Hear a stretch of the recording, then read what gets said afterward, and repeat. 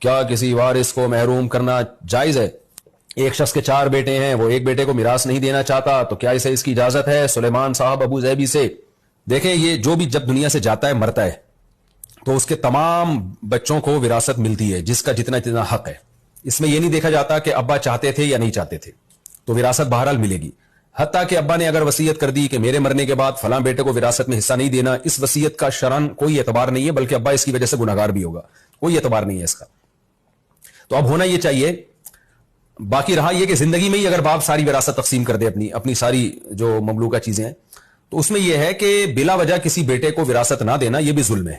یعنی زندگی میں اگر ہینڈ اوور کر دے، ان کو مکمل ان کو قبضہ دے دے تو پھر ٹھیک ہے، لیکن اس میں بھی یہ ہے کہ دینا سب کو چاہیے۔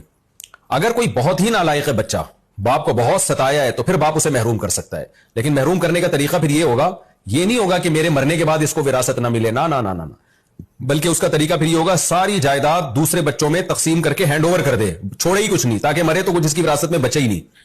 تو یہ جائز ہے، یہ بھی اس صورت میں جائز ہے جب جس بچے کو محروم کرنا ہے بہت نالائق ہو، واقعی ظالم ہو۔ دیکھیں، تھوڑی بہت کوتاہیاں تو ہر گھر میں ہوتی ہیں، اور اس طرح سے اپنی اولادوں کو مال سے محروم کرنا بہت بڑا جرم ہے، اسلام نے اس کو پسند نہیں کیا، نبی صلی اللہ علیہ وسلم کی شدید وعید ہے اس بارے میں۔